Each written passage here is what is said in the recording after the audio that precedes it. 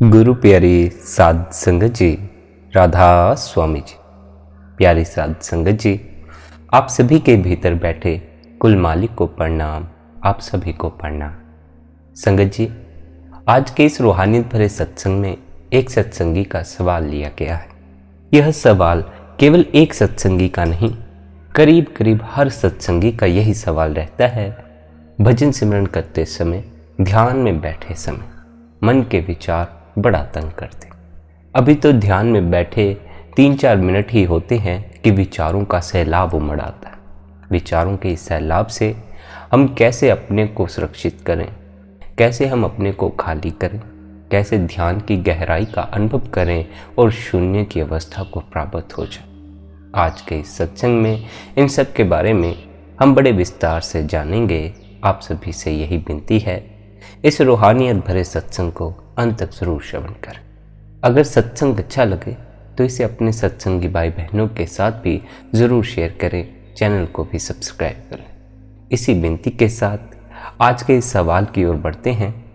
भजन सिमरन के समय, ध्यान के समय इतने विचार तंग करते हैं कि फिर ध्यान में बैठने का जी ही नहीं करता। ऐसी हालत में हमें क्या करना चाहिए? ऐसी हालत में भी हमें ध्यान में बैठे रहना चाहिए। चाहे एक विचार आए, चाहे लाख विचार आए, हमें ध्यान से उठना नहीं चाहिए। अक्सर मन ऐसा ही करता है, जब हम भजन सिमरन में बैठते हैं या ध्यान में बैठते हैं तो विचार दुगनी मात्रा में चलने शुरू हो जाते। इसके पीछे कोई नकारात्मक कारण नहीं होता, बल्कि इसके पीछे भी एक सकारात्मक कारण ही छिपा हुआ। जब हम ध्यान करने लगते हैं तो उससे हमारे भीतर होश जागने लगता। जब भीतर होश जागने लगता है तो हमने भीतर जो कुछ भरा पड़ा है उसके प्रति भी हम सचेत होने लगते। जैसे भीतर हमारे आत्मा है, शब्द है, परमात्मा है, मन भी भीतर है। जैसे जैसे हमारे भीतर होश जागेगा, सबसे पहले हम अपने भीतर जब उतरेंगे तो मन के रूबरू ही होंगे, क्योंकि मन का तल शरीर के तल से पीछे आता। अक्सर बहुत से साधक शरीर के तल से पीछे हटकर जब मन के तल पर आते हैं, ध्यान द्वारा या अन्य किसी और अभ्यास के द्वारा, तो वे मन के तल पर आकर बड़े परेशान हो जाते हैं, घबरा जाते। पहले कभी मन को देखा नहीं, कल्पनाओं में खोए तो जरूर थे, लेकिन इन कल्पनाओं के प्रति कभी सचेत नहीं हुए। जो भी जीव अपनी कल्पनाओं के प्रति सचेत होने लगता है, उसे धीरे धीरे यह एहसास भी हो जाता है वह जो कुछ सोच रहा है सब मन घड़त कहानियां। वह अपनी तरफ से जितनी कल्पनाएं कर रहा है, इनका वास्तविकता से कोई संबंध नहीं। सिर्फ उसके अपने निजी विचार हैं। अपने निजी स्वाद के लिए वह भविष्य की कल्पनाएं करता रहता है, या अपने आप को दुख देने के लिए वह अतीत के ख्यालों में खोया रहता। मन का पड़ाव, विचारों, वासनाओं का यह पड़ाव बहुत से जीवों की साधना में रुकावट खड़ी कर देते। साधक मन से आगे बढ़ता ही नहीं, इन विचारों के तल से ऊपर नहीं उठता, इसी तल से घबरा जाता। अभी तो हमें अपने भीतर बड़े गहरे तक जाना, उस तल तक जाना है जहां परमात्मा से सुरत का मिलाप हो जाता। अभी तो केवल हम उसी तल पर खड़े हैं जहां सुरत की मन से पहचान हो जाती, मन के ख्यालों से, इसकी वासनाओं से पहचान हो जाती। जब भी किसी ने अपने इस मन को देखा, वह बड़ा घबरा गया, क्योंकि हर किसी का मन मैला है, बड़ी मैल से भरा पड़ा। ऐसे ऐसे कूड़ विचार हमारे भीतर भरे पड़े हैं कि हम दूसरे के सामने अपने मन का हाल खोल कर बयान नहीं कर सकते। अगर हम अपने मन का खोल कर दूसरे के सामने बयान करने लग जाए, तब शायद ना तो समाज में हमारी इज्जत रह जाएगी, न किसी दूसरे के सामने हमारी इज्जत रह जाएगी। इसलिए अधिकांश बार हम अपने मन के विचारों को दबाते हैं, दूसरों से छिपाते हैं, और वह सब छिपा और दबा हुआ हमारे भीतर घर कर जाता। अब जब यह सब हमारे भीतर घर कर गया, धीरे धीरे फिर हमने भजन मंदिर या ध्यान के द्वारा अपने भीतर होश जगाना शुरू कर दिया। तब हमने अपने संतस में, इस घर में जितना कूड़ भरा है, उस सब की दुर्गंध, उस सब का होश हमें आने लगता है। ऐसे में जीव क्या चाहता है कि अब वह इस कूड़ से दूर हो जाए। इस कूड़ में उससे रहा नहीं जाता। इसी कूड़ से दूर होने के लिए, मन के इन विचारों से दूर होने के लिए हर सत्संगी सद्गुरु की शरण में जाकर उनसे नाम की बख्शिश लेता। और भी अनेकों मार्ग इस प्रकृति, इस दुनिया में मौजूद हैं जिनके द्वारा कि साधक अपने अंतस की गहराई को छू सकता। जिस भी मार्ग से जो भी जीव चलता है उसे सदा यह बात ख्याल रखनी है, सबसे पहले उसे अपने मन का अनुभव होगा। जिसने अपने मन को जैसा निर्मित किया है वैसा ही मन उसके सामने आकर खड़ा हो जाए। तो अगर आपने भीतर कूड़ भरा होगा, ध्यान के वक्त, भजन बंदगी के वक्त वह कूड़ आपको तंग करेगा। पर अगर आपने अपने भीतर हमेशा से उस परमात्मा का स्मरण बनाए रखा है तो आपको भीतर कोई भी परेशानी नहीं होगी, बल्कि आप अंतस की गहराई में उतरने की हिम्मत जुटा सकते हैं। उस प्रभु का स्मरण, सद्गुरु का स्मरण हमें हिम्मत बख्शता है कि हम अपने भीतर गहरे उतर जाएं और इन विचारों का साथ छोड़ दें। जब कोई साधक सद्गुरु की शरण में इन विचारों से मुक्त होने के लिए पहुंचता है तो सद्गुरु की हिदायत अनुसार वह भजन बंदगी या ध्यान में बैठना शुरू कर देते। ख्याल रहे, हर एक किस्म का विचार, चाहे अच्छा हो, बुरा हो, कैसा भी हो, हर किसी का एक ही इलाज है कि हम अपने अंतस में इतने गहरे तल पर उतर जाएं कि ये विचार बड़ी पीछे छूट जाए। मन का तल बड़ी पीछे रह जाता है और इस मन के तल के पार अनेकों तल मौजूद हैं। अनहद शब्द का तल, आत्मा का तल, परमात्मा का तल। हमें मन के तल से पार जाने की हिम्मत जुटानी होगी। कभी न कभी तो हमें इन विचारों से पार जाना ही होगा और इनसे पार जाने का एक ही उपाय है इनके साक्षी हो जाना, इनमें रहते हुए ही इनसे मुक्त हो जाना। इनमें रहते हुए इनसे मुक्त होने के लिए सद्गुरु हमें ध्यान करने का उपदेश दिया करते हैं। ध्यान में उतरने से अर्थ है कि अपने भीतर चलते इन विचारों से व्यक्ति परे होना चाहता है, क्योंकि जैसे जैसे उम्र बढ़ती जाती है यह भी समझ आना शुरू हो जाता है कि मेरे भीतर चल रहे विचार ही मेरी असल पीड़ा का कारण। व्यक्ति प्रयास तो बड़े करता है कि किसी तरह अपने भीतर चलते इन विचारों से छुटकारा पा सके, लेकिन वह छुटकारा पा नहीं पाता। बार बार उसके विचारों से तंग करते। ना ही वह किसी से छुटकारा पाने का उपाय पूछ सकता है। उपाय पूछने के लिए भी पहले उसे सामने वाले को यह बताना पड़ेगा कि उसके भीतर विचार कैसे चलते। मनुष्य के भीतर जैसे विचार चलते हैं, मनुष्य दूसरे के सामने अपने आप को वैसा ही खोल कर नहीं रख सकता। जैसे मनुष्य के भीतर विचार चल रहे हैं, अपने आप को वैसा ही दूसरों के सामने पेश कर देने की मनुष्य के भीतर हिम्मत नहीं है, क्योंकि उसके भीतर बड़ा ही कूड़ भरा हुआ, इतना कूड़ भरा हुआ है कि उसे स्वयं भी पता है, स्वयं को भी यह खबर है कि उसके भीतर चलते ये विचार ही, उसके भीतर इकट्ठा हो गया यह कूड़ ही उसके दुख का कारण है, उसकी पीड़ा का कारण। छुटकारा तो इन सब से पाना चाहता है, लेकिन छुटकारा पा नहीं सकता, क्योंकि उपाय दूसरों से पूछ नहीं सकता और अपने पास कोई उपाय नहीं है।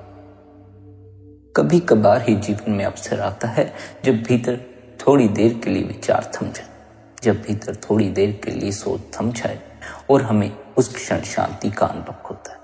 हमें भी उस क्षण बड़े आनंद का अनुभव होता है, लेकिन फिर हम मन में फंस जाते हैं, फिर हम विचारों में फंस जाते हैं, फिर हम चिंता परेशानी में फंस जाते हैं। ध्यान में डुबकी मारने की चाह, या कहो इस पीड़ा से परे होने की चाह, इन विचारों, इन ख्यालों से परे होने की चाह, इनके दुख, इनके पछतावे से परे होने की चाह प्रत्येक व्यक्ति के भीतर। इसलिए जब साधक को यह खबर लगती है कि ध्यान द्वारा वह इस कूड़ से परे हो सकता है, वह ध्यान मार्ग पर चलना शुरू कर देता है। गुरु से ध्यान की युक्ति ले लेता है। ध्यान की युक्ति ले लेने पर ध्यान के मार्ग पर चलने वाले साधक के भीतर स्वाभाविक ही यह ख्याल पैदा होता है कि उसकी ध्यान में डुबकी कब लगेगी। इसका कोई सामान्य उत्तर नहीं हो सकता, क्योंकि ध्यान को कितने समय में हम उपलब्ध हो सकेंगे यह पूरी तरह हम पर निर्भर करता है, यानी कि प्रत्येक व्यक्ति के अपने ऊपर निर्भर करता है। इसके लिए कुछ ऐसा नहीं हो सकता कि सभी लोग एक ही समय में ध्यान को उपलब्ध हो सके। यह निर्भर करता है आपकी तीव्रता, आपकी प्यास, आपकी लगन, आपकी अभिप्सा पर एक क्षण में भी आप ध्यान को उपलब्ध हो सकते। और ऐसा भी हो सकता है कि पूरा जीवन गुजर जाए पर ध्यान की कोई खबर न रखे, ध्यान का कोई अनुभव न हो सके, आप इन विचारों से परे न हो सकें, इन विचारों की पीड़ा में ही पूरा जीवन गुजर जाए। भीतर यदि तीव्र प्यास का एक क्षण भी हो तो जीवन पूरा का पूरा रूपांतरित हो जाता है। और अगर भीतर ध्यान के प्रति तीव्र प्यास न हो, सत्य के प्रति तीव्र प्यास न हो, तो ध्यान की कोई झलक नहीं मिल पाती, ध्यान का कोई अनुभव नहीं होगा। एक आदमी प्यासा है तो उसकी पानी की खोज और बात है, एक आदमी प्यासा ही नहीं है तो उसकी पानी की खोज बिल्कुल दूसरी बात है। जो प्यासा है वह पानी को खोज ही लेगा, और जो प्यासा ही नहीं है वह पानी को खोजेगा ही क्यों, उससे पानी की आवश्यकता ही क्या। यह आपकी रफ्तार पर निर्भर करता है, आप कैसी तीव्रता से, कितनी गंभीरता से, कितनी ईमानदारी से जीवन को बदलने की आकांक्षा से भरे हुए हैं, इस पर यह बात निर्भर करती। एक क्षण में भी ध्यान को आप उपलब्ध हो सकते हैं। ऐसा भी हो सकता है कि एक जन्म बीत जाए और ध्यान की कोई झलक ना हो। अक्सर तो ऐसा ही होता है कि जन्म बीतते चले जाते हैं, ध्यान का कोई अनुभव नहीं होता। अनेकों जन्मों से हम भटक रहे हैं तो केवल इसी कारण कि हमें किसी जन्म में ध्यान की झलक ना मिल सके, किसी जन्म में हम ध्यान में डुबकी ना मार सके। ध्यान की झलक भी मिल जाए तो व्यक्ति संसार में भटकना बंद कर देता।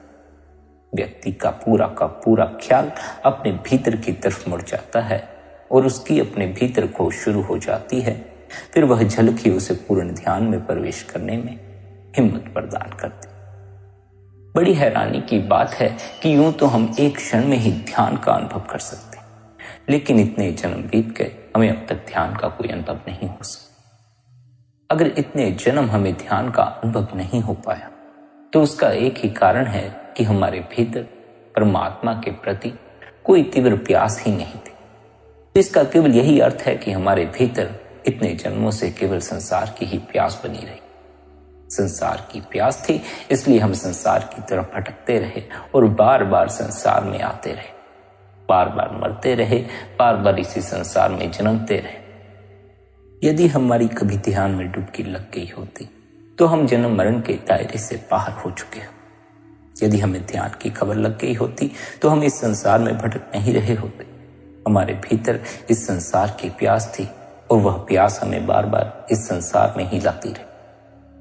जिस दिन हमारे भीतर परमात्मा के प्रति सच्ची प्यास पैदा हो जाएगी, उस दिन हम उस परमात्मा की तरफ बह जाएंगे, उसमें समा जाएंगे।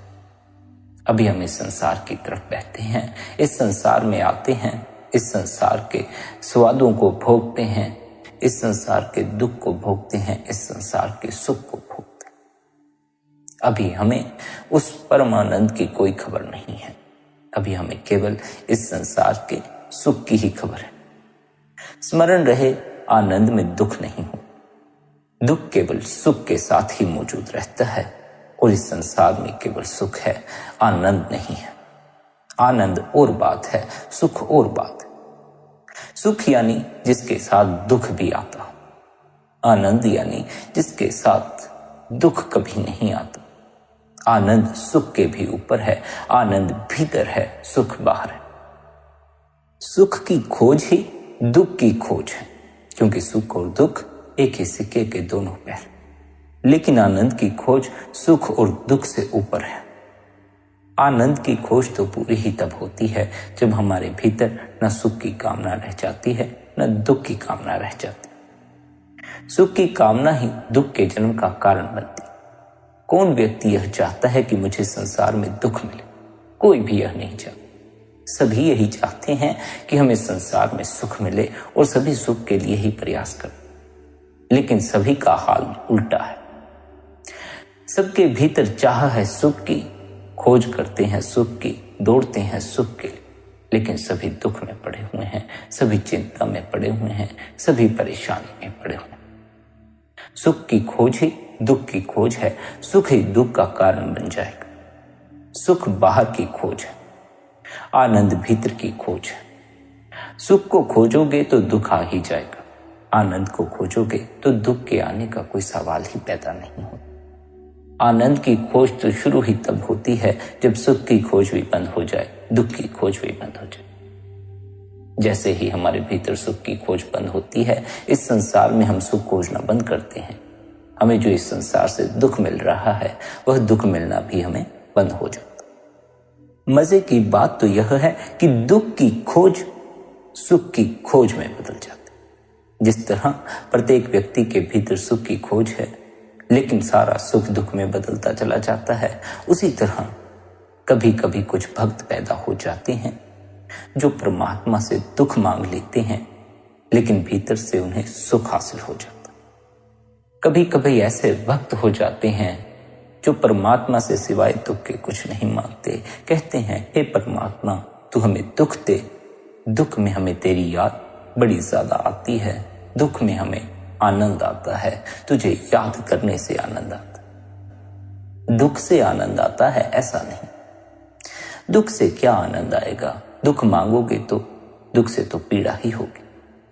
लेकिन उस पीड़ा के कारण जो परमात्मा की याद आ जाती है, उस परमात्मा का याद आ जाना आनंद से भर देता। हम पर जब कोई दुख आता है, हम पर जब कोई पीड़ा आती है, तो हमारे भीतर तो अपने ही ख्याल चले रहते हैं, हमारे भीतर तो घबराहट ही बनी रहती है। परमात्मा की याद हमें कहाँ आती है? और अगर हमें परमात्मा की याद दुख के समय आ भी जाए तो केवल इसीलिए आती है कि वह हमारा दुख दूर कर दे।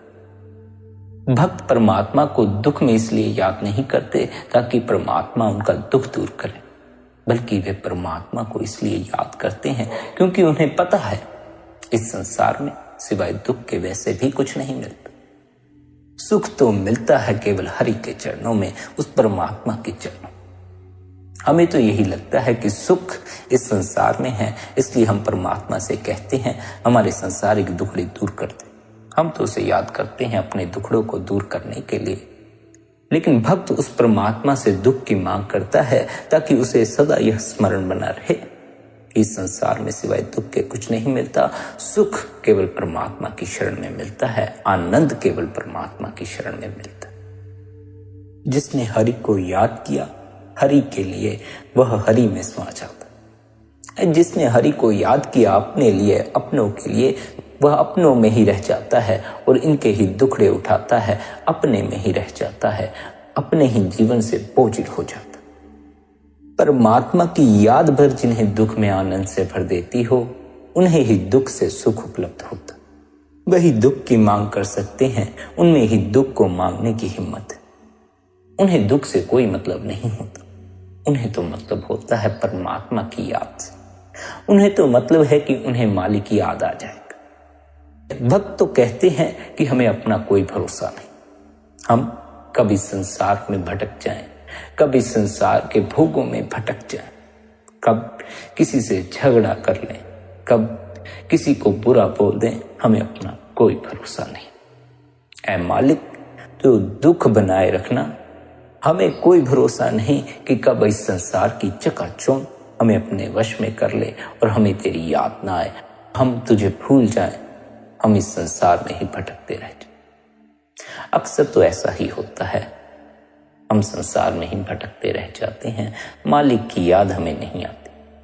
सारा दिन हमें बच्चों का ख्याल आता है, सारा दिन हमें कामकाज का ख्याल आता है, सारा दिन हमें धन का ख्याल आता है, सारा दिन हमें पद का ख्याल आता है, सारा दिन हमें मकान का ख्याल आता है, सारा दिन हमें लोगों का ख्याल आता है, लेकिन सारा दिन हमें परमात्मा का ख्याल नहीं आता।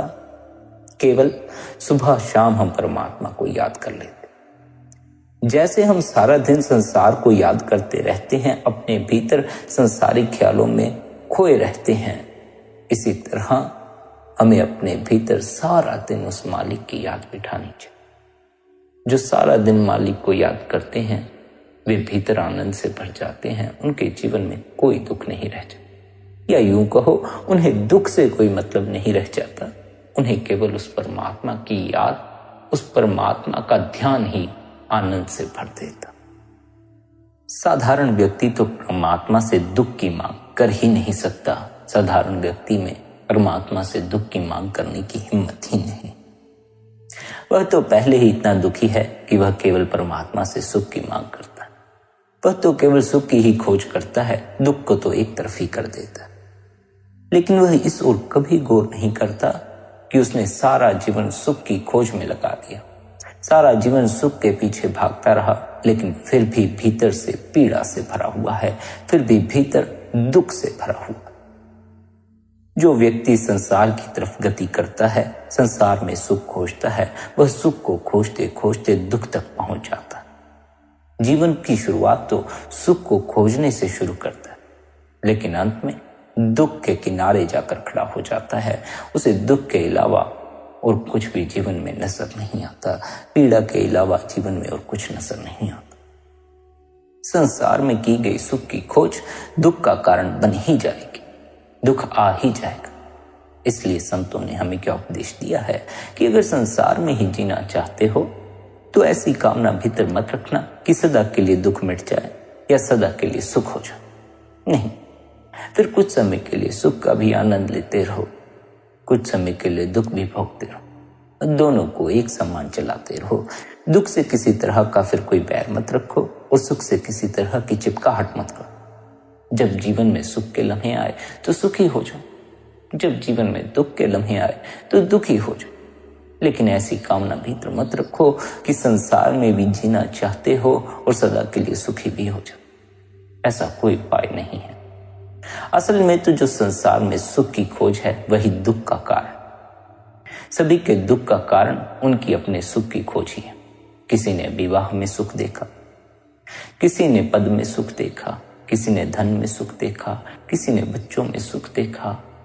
लेकिन जहां जहां व्यक्ति ने सुख देखा वही वही आज उसकी पीड़ा का कारण बन गया। और पीड़ा का जो असल कारण है वह कहीं बाहर नहीं बल्कि भीतर ही छिपा हुआ। पीड़ा का जो असल कारण है वह सदा के लिए संसार में सुखी हो जाने की कामना। जो संसार में जीना चाहते हैं उन्हें ऐसी कामना भीतर नहीं रखनी चाहिए। ऐसी कामना सदा के लिए सुखी केवल वही हो सकते हैं जो भीतर उतरते हैं, जो भीतर की यात्रा करते हैं, जो संसार से ऊब गए हैं, जो इस माया के जगत से परे जाना चाहते हैं, जिनके भीतर संसार का खिंचाव है, जिन्हें संसार में जीने में रस है, जो संसार में कुछ करना चाहते हैं। वे अपने भीतर ऐसी कामना को जन्म ना दें कि संसार में उन्हें सदा के लिए सुख हासिल हो, संसारिक लोगों के बीच उन्हें सदा के लिए सुख हासिल हो। वे जिस पद पर हैं वह पद उन्हें सदा के लिए सुख दे। वे जो धन इकट्ठा कर रहे हैं वह धन उन्हें सदा के लिए सुख दे। संसार में जीना है तो दुख और सुख को एक ही दृष्टि से लेकर चलना। कभी कभी सुख आया, सुख का अनुभव कर लिया, सुख में जी ली। कभी कभी दुख आया, दुख का अनुभव कर लिया, दुख में जी ली। कभी सुख आ जाएगा, कभी दुख आ जाएगा, लेकिन संसार में सदा के लिए सुख हासिल नहीं होगा। दरअसल सुख की खोज ही दुख की खोज है। हमें आनंद की खोज करनी चाहिए। आनंद कहीं बाहर नहीं, आनंद हमारे भीतर। आनंद सुख और दुख से ऊपर की अवस्था है। आनंद में सुख की कोई मांग नहीं होती और आनंद में दुख हो तो उस दुख का भी कोई दुख नहीं होता। आनंद की अवस्था इन दोनों ही अवस्थाओं से ऊपर की अवस्था। जो संसार में जीना चाहते हैं वे इस ढंग से जी सकते हैं। इससे उनके जीवन में उनके भीतर किसी तरह का उपद्रव खड़ा नहीं होगा। संसार में जीना चाहते हैं पर भीतर सदा के लिए सुख की कामना रख लेते हैं, फिर अशांति पैदा होनी स्वाभाविक है। नहीं, सदा के लिए सुख की कामना नहीं रखनी है। अपने आप को ऐसा ढालना है कि आप संसार में मिलने वाले सुख से चिपक ना जाएं और संसार में मिलने वाले दुख से दुखी ना हो जाएं। जब सुख आए तो सुख का अनुभव कर लिया, जब दुख आए तो दुख का अनुभव कर लिया। फिर आप संसार में शांतिपूर्वक विचर सकते हैं। फिर संसार में विचर कर आपके भीतर ज्यादा तनाव और अशांति पैदा नहीं होती।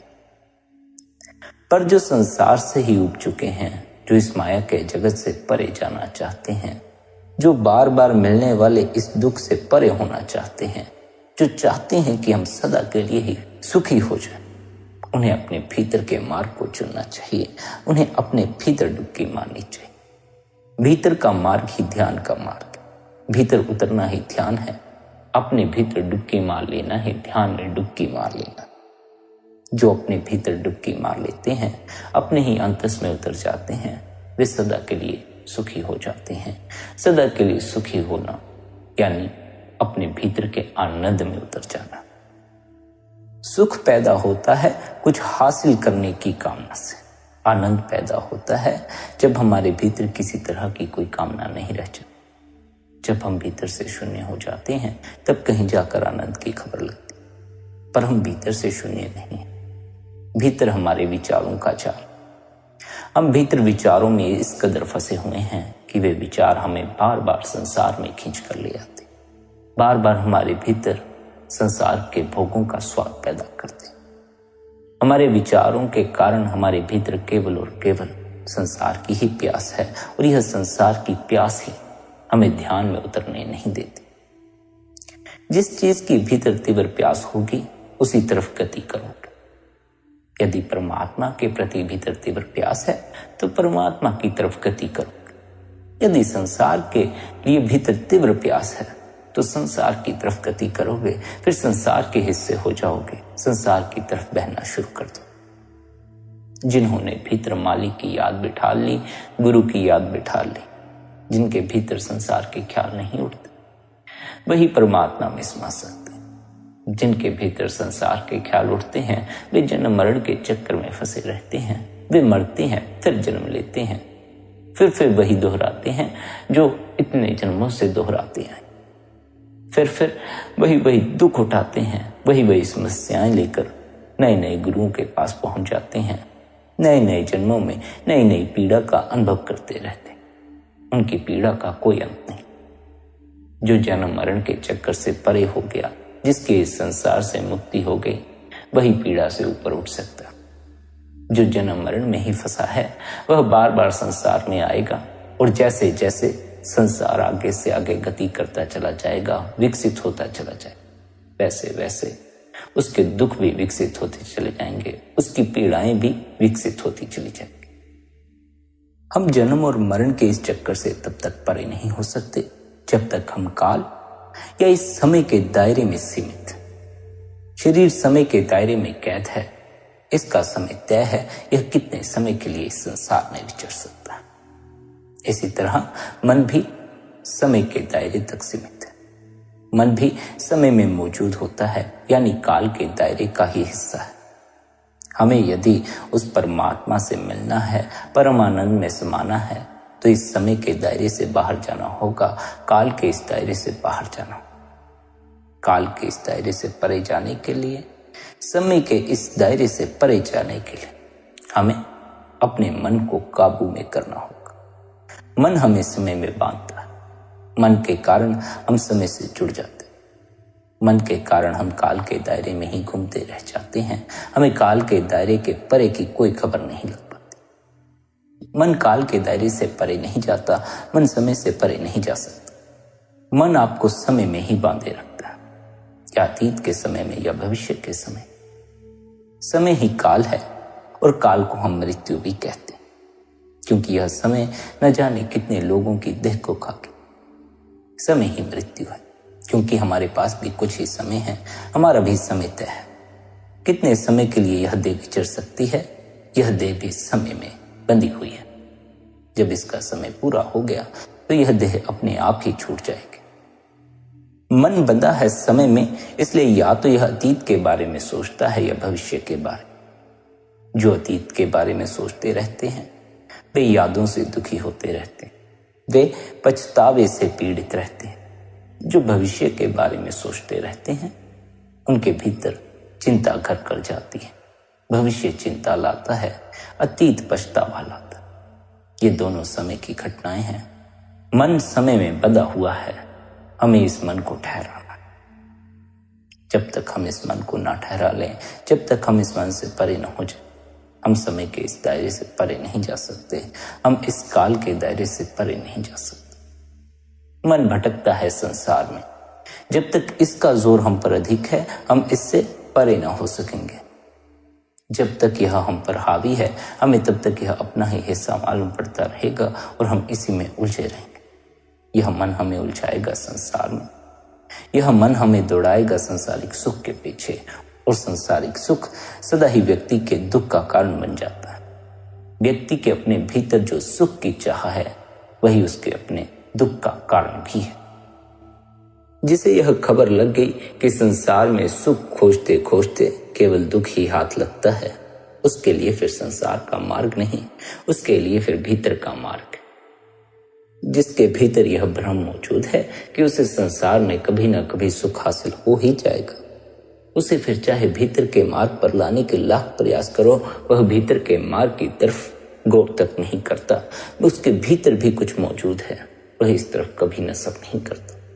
उसका सारा का सारा ख्याल बाहर से जुड़ा रह जाता है। वह सारा जीवन बाहर ही बाहर भटकता रह जाता है। संसार में अपने जीवन को बिता देता है। सत्य की कोई खबर नहीं लगती, आनंद का कोई अनुभव नहीं हो पाता। आनंद मरकर भी साथ जाता है, लेकिन सुख मरकर साथ नहीं जाता। सुख दुख के साथ इस संसार नहीं छूट जाता। सुख यानी जो हम बाहर खोज रहे हैं, आनंद यानी जो हमारे अपने भीतर मौजूद है। हम संसार में दुखी हैं, इसलिए सुख को खोजते फिरते हैं। दुख ना होता तो सुख को खोजने की आवश्यकता न रह जाती, लेकिन खोजते हैं क्योंकि दुखी हैं। खोजते हैं कई कई ढंग से, कई कई तरह से अपने आप को सुखी करने का प्रयास करते, लेकिन खोजते केवल इसलिए हैं कि दुखी हैं। सुखी होना चाहते हैं क्योंकि बार बार दुख का अनुभव होता है, बार बार पीड़ा का अनुभव होता है, पर फिर भी यह दुख इस देह के कारण मौजूद है। देह गिर जाएगी, दुख गिर जाएगा। दुख गिर गया तो सुख की खोज अपने से गिर जाएगी। बड़े मजे की बात है कि हम मरकर ना तो दुख साथ ले जा सकते हैं, ना सुख साथ ले जा सकते, क्योंकि दुख सुख एक ही सिक्के के दो पहलू हैं। इस शरीर से जुड़े हुए हैं, इस शरीर के साथ यहीं रह जाते। हम जो अपने साथ ले जा सकते हैं वह आनंद है, भीतर का आनंद। भीतर का आनंद हमारे साथ जाता है। हम मरकर अपने साथ ना तो सुख ले जा सकते हैं, ना तो दुख ले जा सकते। इसलिए यदि जीवन में दुख आ जाए तो उसे पकड़कर मत बैठ जाना, उससे तादात्म्य मत जोड़ ले। जिसे एक ना एक दिन छोड़ ही जाना है, उससे तादात्म्य क्यों जोड़ते? तादात्म्य जोड़ लेते हो इसलिए और दुख में पड़ जाते। संसार में सुख और दुख आता रहेगा, कभी कभी दुख आएगा, कभी कभी सुख आएगा। ना तो सुख से चिपक जाना है, ना दुख से तादात्म्य कर लेना। हमारा तादात्म्य जब भीतर से हो जाता है, हम जब भीतर से दुख से जुड़ जाते हैं, तब फिर हम पीड़ा में पड़ते हैं। जब हम भीतर सुख से जुड़ जाते हैं, तब फिर हमारे भीतर संसार में सदा सुखी रहने की ही कामना जन्म ले जाती। सदा संसार में सुखी रहा नहीं जा सकता। अगर रहा जा सकता तो फिर भीतर कौन उतरता? अगर सदा के लिए संसार में सुख मिल सकता तो उस परमात्मा को याद कौन करता? उस परमात्मा को याद किया जाता है, उस परमात्मा की बार बार याद आए, इसलिए भक्त दुख मांगते हैं तो केवल इसलिए क्योंकि उन्हें यह खबर लग गई कि इस संसार में सदा के लिए सुखी नहीं हुआ जा सकता। चाहता तो प्रत्येक व्यक्ति सदा के लिए सुखी होना ही है, लेकिन हो नहीं पाता। संसार में सुखी होने का कोई उपाय नहीं। सच तो यह है कि अपनी देह को अपना होना समझ लेना ही असल दुख का कारण है। यही हमें परमानंद से, उस सच्चे सुख से वंचित रख रहा है। देह तो माया के जगत का हिस्सा है, मन तो माया के जगत का हिस्सा है। हमने इस माया को इस कदर सत्य मान लिया है कि हमें अपने आप की भी कोई खबर नहीं। हम कौन हैं, कहां से आए हैं, हमारा असल अस्तित्व क्या? यदि हमारा असल अस्तित्व यह देह है तो फिर हम मर क्यों जाते? यदि हमारा असल अस्तित्व हमारी ख्वाहिशें हैं, हमारे सपने हैं, हमारे विचार हैं, तो हमारी ख्वाहिशें पूरी क्यों नहीं होती? हमारे सपने टूट क्यों जाते? यदि यह संसार हमारा असल घर है तो क्यों इस संसार में जो हम अपने भी घर बनाते हैं वे भी तोड़ दिए जाते हैं और हमें बेघर कर दिया जाता? हमने इस माया के जगत को सत्य मान लिया है। हमें अपने असल अस्तित्व की भी कोई खबर नहीं है। हमें तो अपनी ही कोई खबर नहीं। हम तो अपने आप को भी मन, अपने आप को भी देह समझते। देह गिरेगी तो सारे सपने गिर जाएंगे, सारी ख्वाहिशें गिर जाएंगी, सारे विचार गिर जाएंगे। ये जो आज हम कल के सपने सजाते हैं, भविष्य की इतनी दूर तक कल्पनाएं कर लेते हैं, शादी भी नहीं हुई होती और बच्चों की जिंदगियों के बारे में सोच लेते हैं। नौकरी भी नहीं लगी हुई होती और नौकरी से आने वाले पैसे से कौन सी गाड़ी लेंगे यह तक सोच लेते हैं। यह सब हमें काल के दायरे से परे नहीं जाने देता। यह सब हमें अपने असल अस्तित्व की खबर नहीं लगने देता। यह मन हमें माया के जगत में उलझाए रखता। इस देह को अपना होना मत समझ लो। इस भ्रम से अपने आप को मत जोड़ लो। मन देह से जोड़ देता है। मन देह को अपना होना बताता है। मन हमें अपने असल होने की खबर नहीं लगने देता। देह को अपना होना समझ लिया तो इस देह के कारण, इस देह के लिए इस संसार में कितने दुख उठाने पड़ेंगे इसका कोई हिसाब नहीं लगाया जा सकता। इस भूल में भी मत रहना, यदि अपनी तरफ से कोई गलती नहीं करोगे तो यह देह सदा बरकरार रहेगी। नहीं, जब इस देह के गिरने का समय आएगा तो यह गिर ही जाएगी। इसे सदा के लिए बचाए नहीं रख सकोगे। आपकी कोई गलती हो या ना हो, यह कानून है कि देह कुछ समय के लिए ही संसार में विचर सकती है और देह तो किसी भी कारण से छीनी जा सकती है और देह तो किसी भी कारण से मिट्टी में मिल सकती है। कोई एक्सीडेंट हो जाए, कितना समय लगता है इस देह से तदात्म टूटने, कितना समय लगता है यह भ्रम मिटने में कि यह मिट्टी का ढांचा है। इसमें जो प्राण थे, इसमें जो जान थी, इसमें जो नूर मालूम पड़ता था, वह अब इसमें मालूम नहीं पड़ता। उठते हो, बैठते हो, बोलते हो, खाते हो, पीते हो तो केवल इसलिए कि अभी इस देह के भीतर प्राण मौजूद है। जिनके प्राण निकल जाते हैं वे न खा सकते हैं, न बोल सकते हैं, न पी सकते हैं, न किसी से झगड़ा कर सकते हैं, न किसी की निंदा कर सकते हैं, न किसी की तारीफ कर सकते हैं, न पुण्य कर सकते हैं, न पाप कर सकते हैं। किन प्राणों के कारण यह देह जिंदा है, उन प्राणों की खबर लो। अपनी सुर्त की खबर लो, अपनी आत्मा की खबर लो, अपने असल होने को जानो।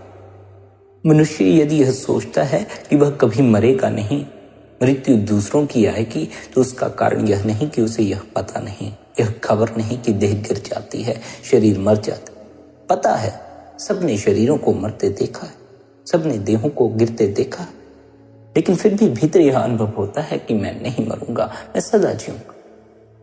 वह अनुभव बड़े गहरे में आत्मा का अनुभव है। वह अनुभव शरीर का अनुभव नहीं है, वह अनुभव मन का अनुभव नहीं, विचारों का अनुभव नहीं, बड़े गहरे में आत्मा का अनुभव। लेकिन मनुष्य इस कदर मन से चिपक गया, विचारों से चिपक गया, देह से चिपक गया कि उसने उस आत्मा की कभी खबर ही नहीं ली जो कि कभी मरती नहीं। जिसने आत्मा की खबर नहीं ली, जिसने जीवन भर शरीर से अपना तादात्म्य जोड़ा, उसे मरते समय भी यही लगता है, देह के गिरते समय भी यही लगता है कि वह गिर रहा है, वह मर रहा है। असल में हम इस देह के भीतर बैठी हुई आत्मा, हम उस परमात्मा की अंश हैं। हमें उस परमात्मा में समा जाना, लेकिन तब तक हम उस परमात्मा में समा नहीं सकते जब तक हमने इस देह को अपना होना समझ लिया। समझो यह देह एक पिंजरा है और इस पिंजरे के भीतर बैठी हमारी आत्मा एक तोते की तरह है। जब तक पिंजरा टूट ना गया तब तक तोता इस पिंजरे से आजाद ना हो सकेगा। पर जो स्मरण रखने वाली बात है वह यह है कि कहीं पिंजरे का भ्रम तोते के भीतर सदा के लिए घर ना कर जाए। ऐसा ना हो कि पिंजरा कई बार खुले, पिंजरा टूट जाए, लेकिन उस तोते के भीतर पिंजरे का इतना मोह बैठ गया हो कि अब उसका दिल इस पिंजरे के अलावा लगता ही ना।